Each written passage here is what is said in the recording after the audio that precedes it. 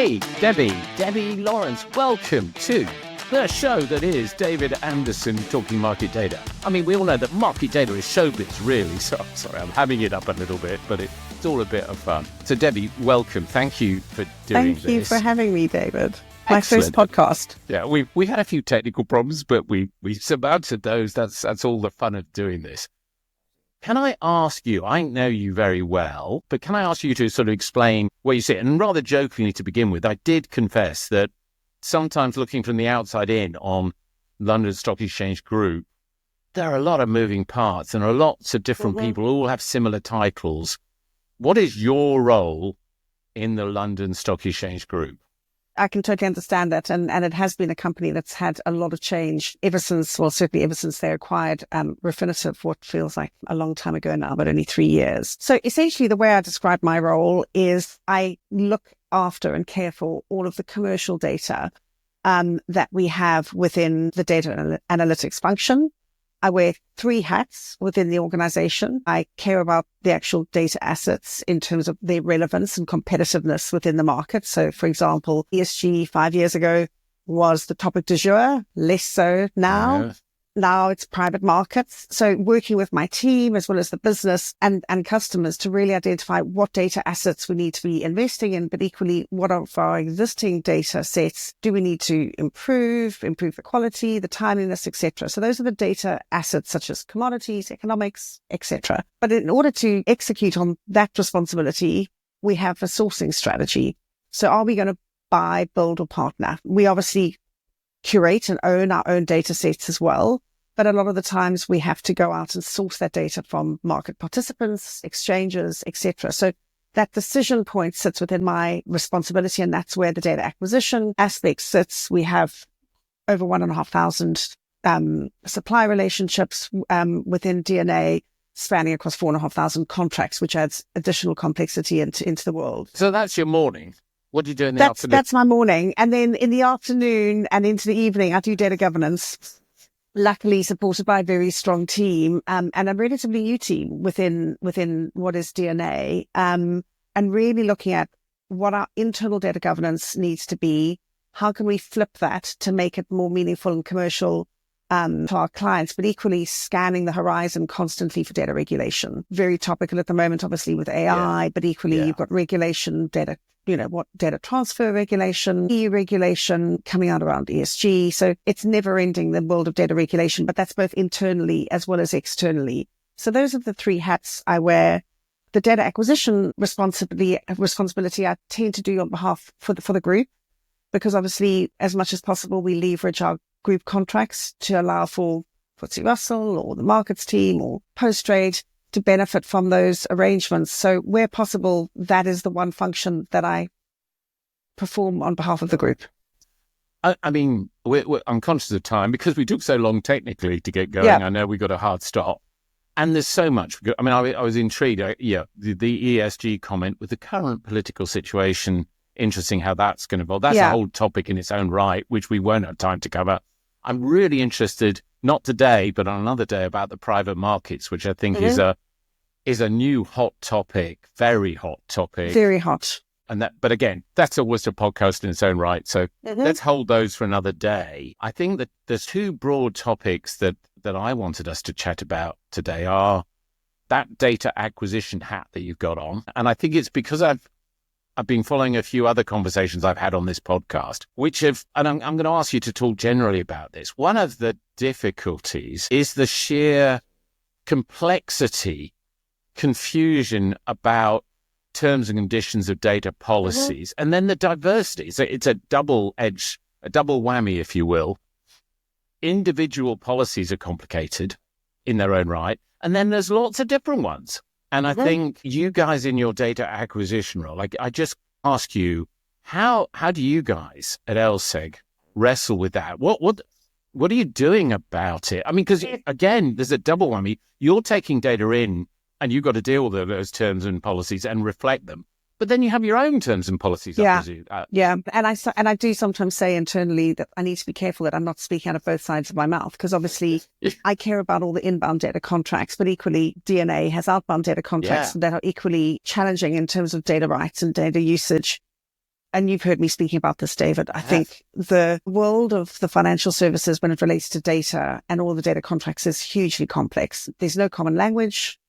There's, little, dare I use the word standardization. There's little standardization around the contracts, and it's hugely fragmented. And technology is now forcing us to really think about what we need to do to harmonize some of that. But when you're talking about 1,500 data suppliers within a company our size, I imagine, our clients and competitors are all grappling with the same challenge. I'm not entirely sure how quickly we're going to be able to achieve what I would describe as a better place, right? Harmonization of contracts, common language. We'll never get to a standard contract. I just don't see a world, it's certainly in my lifetime, of that happening. But I do think as an industry, we really need to try and coalesce around some common language. And AI is really kicking the tires on that. Why? Because AI can mean multiples of different things. But if I just go back to how do we cope with it internally, we've had to invest both in a technology standpoint as well as manpower to address the challenges. Because again, the risk tolerance within LSEG around data risks is very low. And in order to ensure that all of our new products that we create are compliant with all the disparate data that goes into it is hugely complex. We could have one feed of company data that is our data IP, and I then would become a little bit more relaxed about what we do with the data. But then the product manager wants to include QSIP. You're like, can't do that. Yeah. So that completely changes your product strategy. So we've had to embed data rights specialists into some of the product functions in order to be at the beginnings of that journey with them and help them define what that product looks like, versus sometimes in the past we would have done that process at the end and then had a sort of scratching moment of, we've got a problem here. We've built a product that we've actually got some data in that we can't distribute. So we're now embedding them at the beginning of the process. And we're also investing in technology to just try and make this search easier to understand what we can do with the data and what we can't do with the data. I think when I first met you, I don't know when it was, a few years back, it was when we were still, I presume this is still going, the whole ODRL approach, which I know Refinitiv before had been very heavily involved in, Goldman Sachs, JP Morgan and everything. Yeah. And that had gone a bit more quiet of late. I mean, I bet a general observation when I've had these conversations with different people, and I don't know if it's a good analogy. I've got a medical analogy. The disease is this complexity. And your points about standardization, that would be a cure to the disease. If everybody could just do it the same way, life would be wonderful.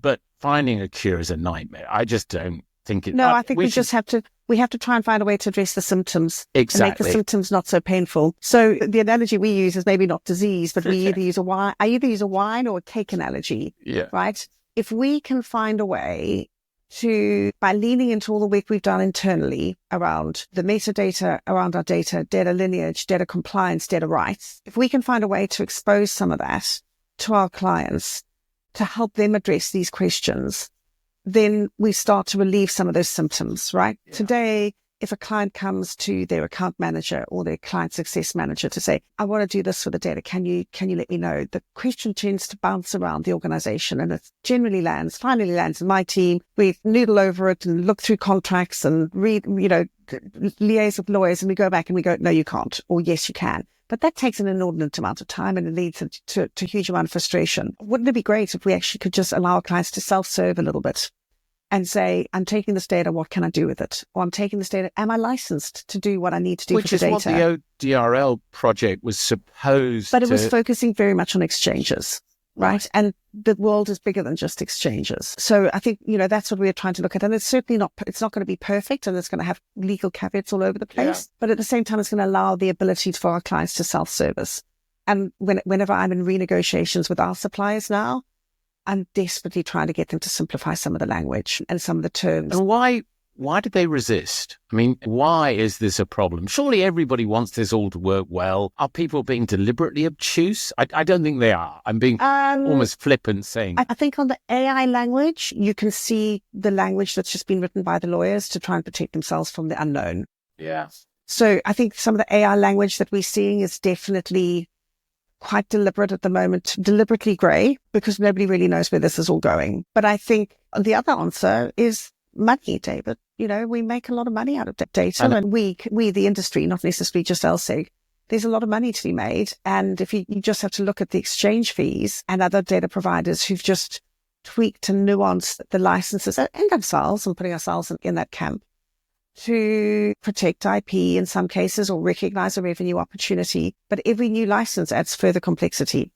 And I've heard back from many data providers, when you say we need to standardize, they all say, that's a good idea. Yeah, but, and then the but comes. And the but is, but we want the flexibility to do whatever we might have some commercial idea. And if we've agreed to a standard, it might us in. And sorry to interrupt. That's why I think the standardization term has red flags for people. Common language, yes. Right? So that the interpretation can be a common understanding of a term. Just common language would help. What do we mean by user access? What do we mean by enterprise access? What do we mean by display fees? What do we mean by AI? Yeah. Keep on coming back to AI, but it just seems to be the topic that just is constantly on everybody's, lips at the moment, both from an inbound and an outbound standpoint, right? There are concerns around data IP. And so it's common language and a common understanding that I think we ultimately should be striving for. And I think the big vendors like ourselves have to be leading the way. You, in your conversations across the industry, when you mention that, does everybody say, hey, what a great idea, Debbie, can we join in, can we help? Or is there a reticence, a reservation? I mean, why isn't this happening? I mean, I'll be honest with you, David, we haven't had lots of roundtable discussions with other data suppliers on the topic because there are competitive antitrust concerns. Yeah, you that you mention it, our industry is so regulated that we have to be seen. And that's why at one point I linked into you and the FISD to say, can you facilitate some of these conversations?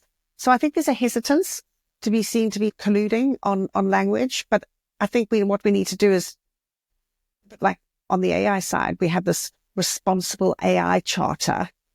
I think we need to have something similar in the industry to say when data suppliers are getting together to have these conversations, we're doing it with good intent. And we're doing it responsibly. We're not doing it for negative, malicious intent. And maybe if, and I'm thinking as we go here, David, maybe if the FISD sort of came up with this is the charter that we're going to have these conversations under. They all with positive intent. The industry and the regulators shouldn't be concerned by the fact that we're going to be doing harm to the industry. This is about trying to find a way through the complexity that we've created over decades and decades. And it's all logical. We've created. But again, in the round and in the aggregate, we've created a nightmare. And what I describe now is we're the dinosaurs in the room because we can't move fast enough from a licensing standpoint. And the technology is moving at a rapid rate and we can't keep up. I personally, I've lived through a lot of this because I've been working with FISD. By the way, this podcast is David Anderson, not FISD, but obviously I'm still really closely associated with FISD. And the thing that I've noticed, exactly your point earlier on, as soon as you mention the word standardization, everybody gets very, very nervous. The other point, collusion, is another tricky one. And I've seen efforts to do this in the past. And I think we have to take little baby steps, baby bites, whatever the right word is, and pick a couple of things and try to solve. When you get like 20 different companies talking in a room, you get this weird compromise. Compromise is a good thing, but it can dilute things to the, I don't know, so it's almost pointless. And listen, not trying to sort of make out like we're the leaders in the space, but if you look at the AI and sorry, I keep on banging on about AI. No, but AI is a massive if you look at the AI policy that DNA recently published around the use of data, and that is fairly open. It certainly feels like it's probably the most open data policy that exists in the industry at the moment. But before we did that, we had very open discussions with our partners in the stock exchange. Between Jeff and I and others, we agreed that actually we would try and bring common language to both the exchange's policy and DNA's policy. And there are a lot of companies like us that where we've got partners and sister firms. So if the London Stock Exchange Group can bring some common language on this new policy, retrospective is always a bit harder, then others can as well, right? If you look at the language within the London Stock Exchange policy and the DNA policy, they're very similar. So that's it. Because again, you're an interesting organization because you've got the exchange and you've got the data vendor. I suppose, what was it? ICE and Interactive Data did that a few years ago. Six have always had, six are also exchanges and a data vendor. That does give you an opportunity if you can coordinate across that. It is tricky. So ODRL was only one solution. You mentioned the exchange. Again, I think I'm more familiar with that whole exchange dialogue. Mm-hmm. But how does this play out in other areas? If we push the exchanges to one side, just that's vitally important. But I'm intrigued. What other areas? Talk me through some of the issues that you've come across in other areas, non-exchange areas. Is it very different?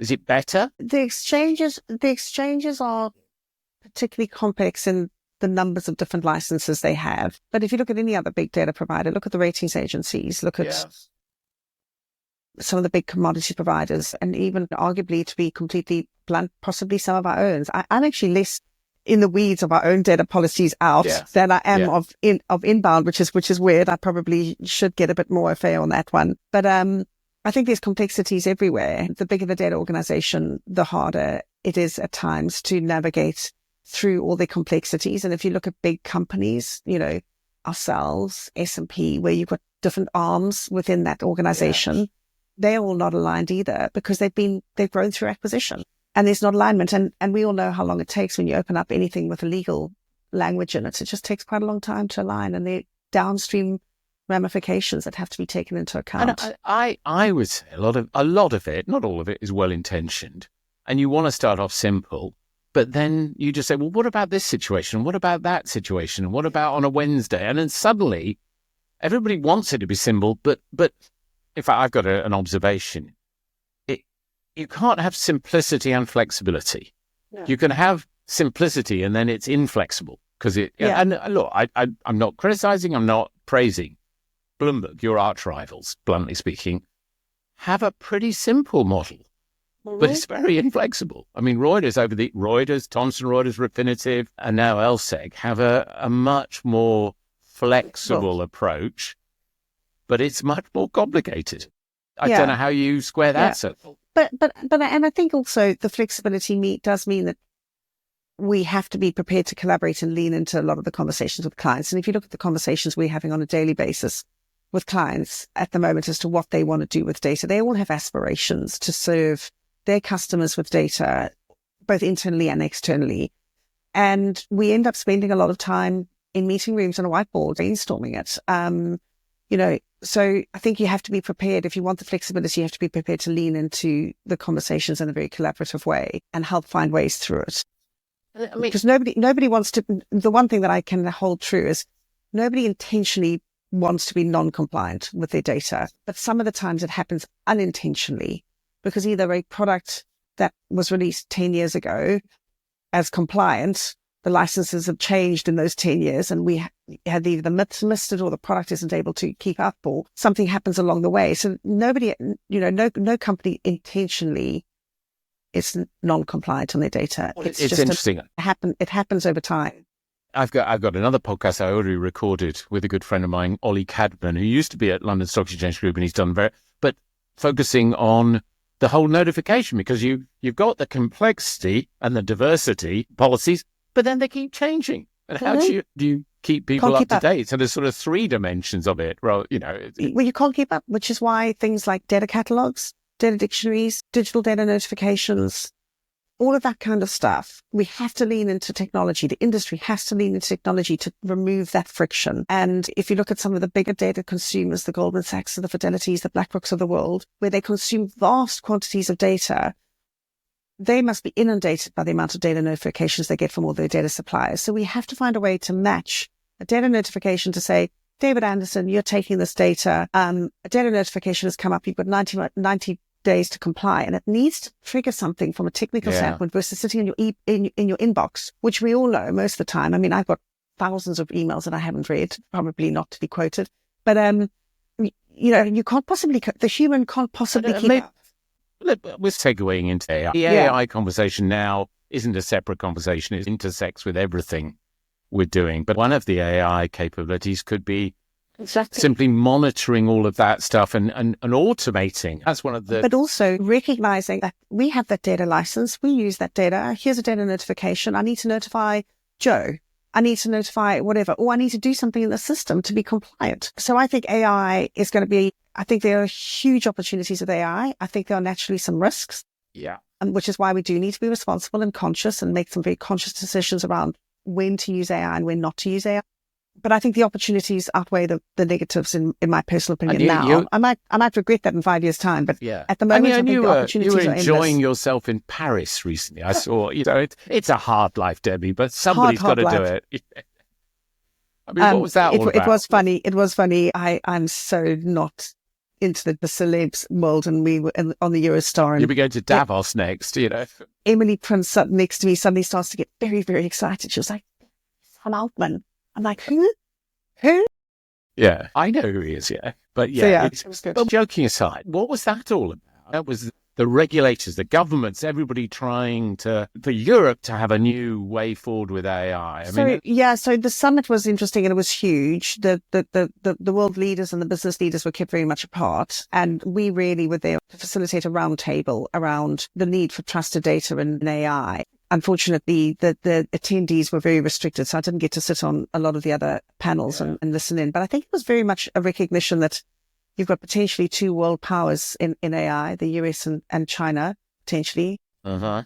I mean, I reckon when they first set up the summit, DeepSeek wasn't even a thing. And the Chinese one just come out as well. I was reading about. Anyway, keep going. So I think my sense is that the EU are trying to just ensure that they don't get left behind and trying to say all the right things around investments and various things. But we also know that the regulation coming out of the EU is very different from the language that's being used by the UK and the US. I know. So we'll see where this all goes.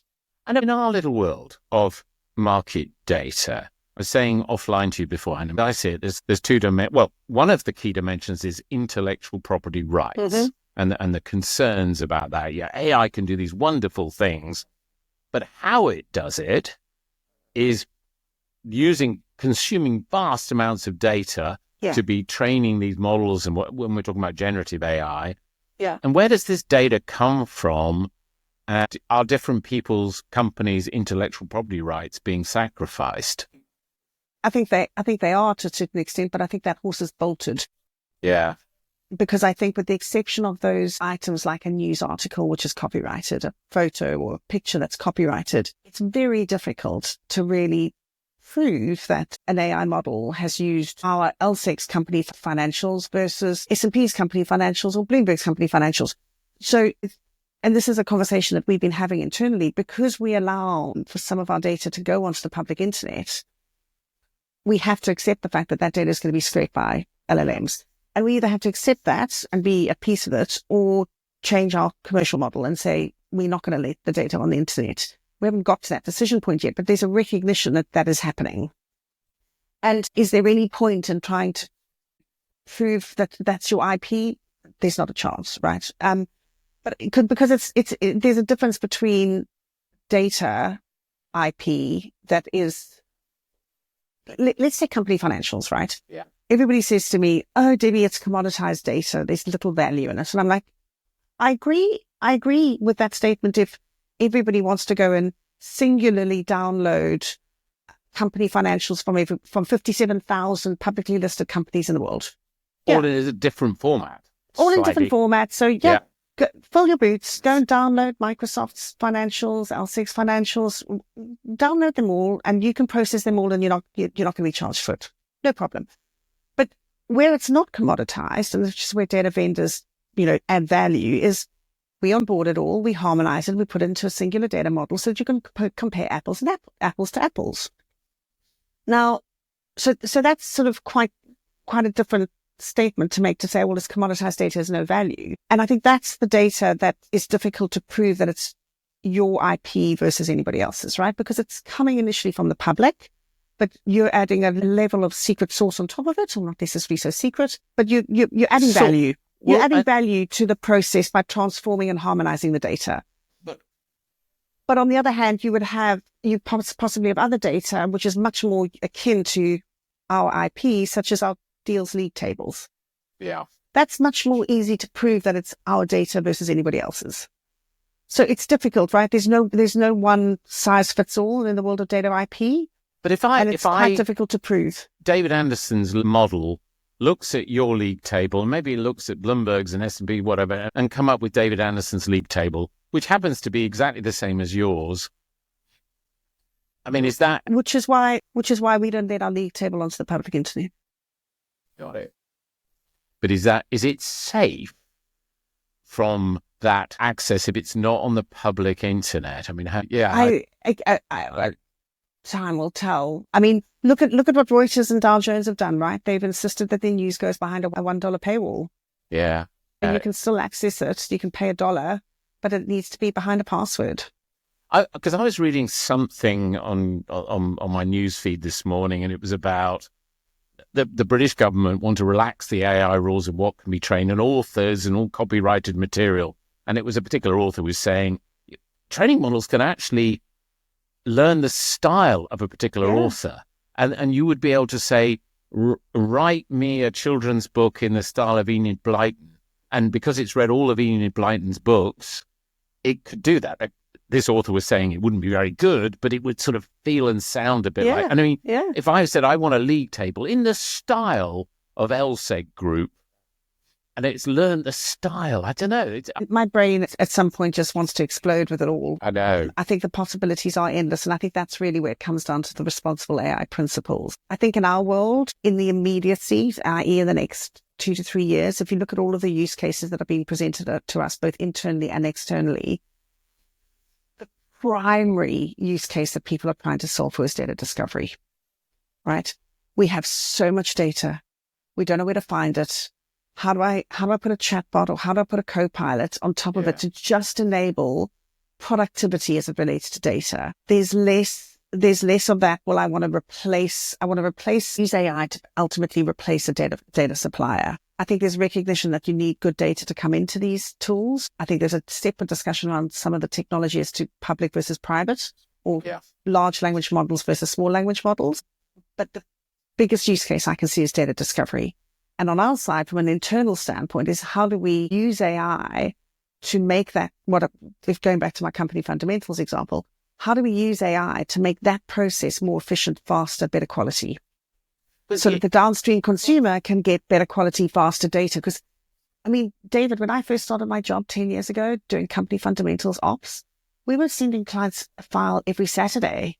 Now, if we don't have the latest financials 40 minutes after filing, you're kind of like, oh my God, the world's falling down. So it's just the world's moved on from a timeliness standpoint. And you can only use technology, whether it's in the old days, it would be machine learning and NLP and all of those forms of automation. Now it's going to be AI.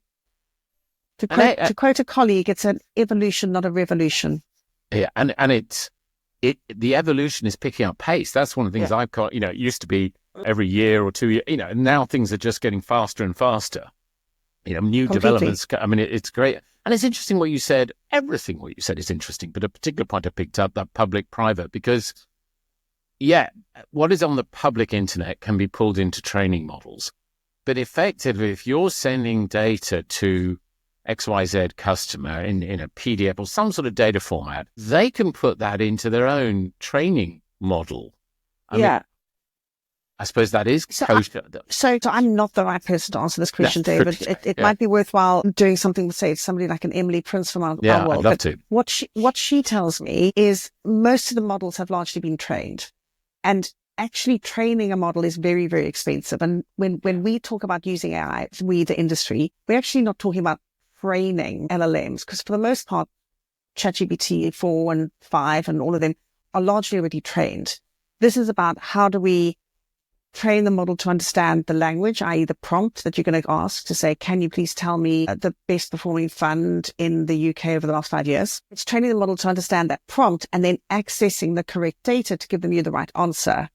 You're not necessarily storing that data actually in that large language model because it's largely been trained. I mean, Emily just keeps on saying to me, Debbie, the models have been trained already. So it's a bit, but I think this is where, and you touch on a really good point, and it's something that I've been learning as well, is we're all on an education journey with this technology, right? I mean, we're all having to learn on our feet. And if I look at the biggest concern that our data suppliers and our clients have with regard to data, it's exactly what you described. I don't want you to use our data to train a model, but you can use our data for AI to access, in other words, to aid data discovery. And I think it's that, and this is where the common language, coming back to common language. Yeah. How do we make sure that we have common language when it comes to data use? Because if we can all hand on heart, we're now basically saying we will not use any data to train a model because that's not what our business is. We're not training any models. We're using AI. But you will use it to teach a model. I mean, I'm being facetious. In other words, I think there's a subtlety in the language, and I think it's where the data gets stored, right? As long as you're still paying for the data, as long as you're still licensing the data, and I don't know why I'm using my hands in that way, but as long as you're still licensing the data so that the AI, the intelligence, the intelligence box in the middle can access a database to get the answers, but you're not storing it in that intelligence box. And you alluded to this right at the beginning of this conversation. A lot of, I'm talking about exchanges because I know this is there, but data provider the lawyers have started to put little clauses in, say, and if you're using AI or generative AI or anything like that, oh my word, we reserve the right to charge you. I don't know. It's vague language because they don't know, but they're putting something in there just in case. We are seeing pages of legal language hitting our desk about not using data in AI. And it's slowing us all down. Is it so vague? Is it vague? Well, it's vague. It's not consistent. It's not common.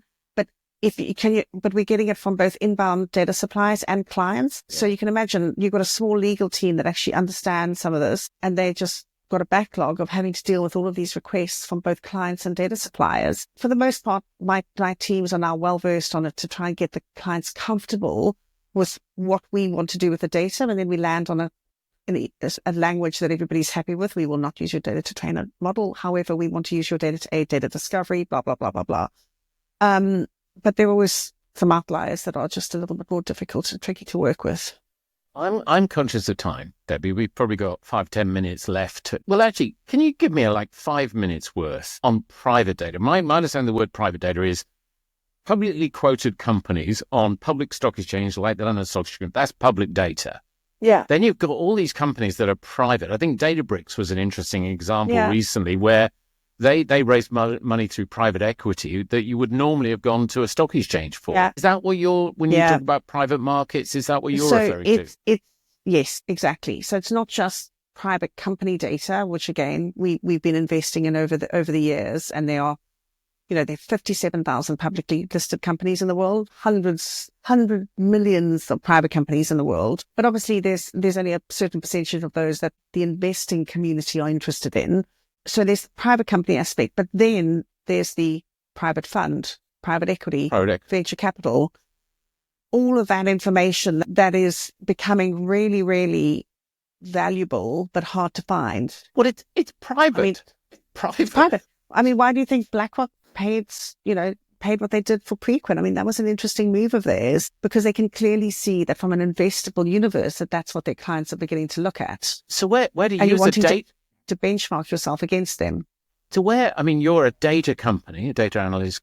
Where do you get the data for this? This is where you end up having a multi-source strategy. So if you look at purely our private company data, we have a small team where we build out our own universe of financials for a subset of the private company, the IKEAs of the world, the big private companies. And accessing some of that data is easier than others, and it depends on the jurisdiction. Europe is, because of regulation. Interestingly, I'm in favor of regulation when it comes to data because it makes access easier. Yeah. Accessing US company data, nearly impossible, which is why we had to do the Dun & Bradstreet deal. So the reason why we did the Dun & Bradstreet deal is because they've got this fascinating flywheel around their DUNS number, which means that they get access to data that most of us wouldn't be able to get access to, right? So you then say, okay, well, in order to satisfy our requirement of private company data, I'm going to have to go and do an enterprise license with D&B. I've got my self-source strategy for the big ones. And then I'm going to have very specific sourcing strategies for China or for Vietnam or for Europe. So you end up having a multi-pronged strategy, which then when you wrap it up into a product, makes your rights discussion really challenging, right? I hope this is whetting the appetite because, I think we're going to, this is a meaty topic for now super meaty. And we should probably, if you can do a podcast with two of us on it, we should probably do a podcast with one other person, because Fiona Bassett, who heads up FTSE Russell, is very, very focused in this space as well. So that we could have a very interesting discussion on private markets, David. I have yet to do a 3-person. I might even do in person. This is, as my podcast evolves, I'm going to learn new techniques. Look, Debbie, I'm conscious of your time, and we need to stick around briefly after I stop the recording as well. So, any parting thoughts for this audience? What couple of big issues that you want to share? I think it just comes back to it's easy to jump on a soapbox, and I have to be conscious that I actually do work for a data vendor myself. But I've spent so long in this industry now, and I can see all the problems that we've created, as I said. And I think it's really with every new licensing opportunity or data policy language that we start to work on, that's the opportunity to bring that common language together. Trying to do it retrospectively is going to be really hard. But with every new one, wouldn't it be great to bring a level of commonality together? And I think I would always be open to a conversation with another supplier or a competitor to say, how are you handling this? And should we try and use at least common language? We're not going to collude on price. We're not going to do any of those horrible things that we're not allowed to do. But let's try and sort of lean into this to make it easier for our consumers to use the data, because that's really what we want to try and do, is remove some of the friction. I applaud that. And I've got to stop myself, by the way. I've 40 years in the industry. Oh, we tried that and it didn't work. There's a temptation, because I've seen so many efforts at this, frankly, fail. You sort of get disheartened. Which is why I think we have to go one step at a time, right? Baby steps. Yeah. We've now got an opportunity to really harmonize around AI. At the moment, it's massively complicated. Our clients are so frustrated with it. And in some cases, I've heard clients saying, we're just stopping using that data supply because they've made the language so complex. So now is our opportunity to say, hang on a second, this technology is going to be here forever. It's not going away. It's only going to evolve. It's going to continue to evolve. We can't stop the floodgates. So we've got to work with it, and we've got to find a way to lean into it and become a little more comfortable with the risk that it potentially gives us, because I also think there's huge opportunities. But with every opportunity we have to bring out a new data policy or a new data license, let's just get together and put our heads together and figure it out. It's a call to arms. And I'm going to put my FISD hat on and say, look, if anybody out there is listening to this and believes in this concept of, trying to find a common language or elements that are in common language, get in touch with Debbie or myself, FISD, and look, we need to address this. I know that there are people out there who want to address it. So let's do that let's not boil the ocean. Baby bites, small steps, whatever the right word is, we'll do those. Debbie, I'm going to draw this one to a close, but I think you'll be back on David Anderson Talking Market Data. And please share with your cohorts of colleagues in the LSEG world what a wonderful experience it has been talking to David Anderson about market data. It's been fun. And let's do it again and discuss private markets and make that an interesting topic.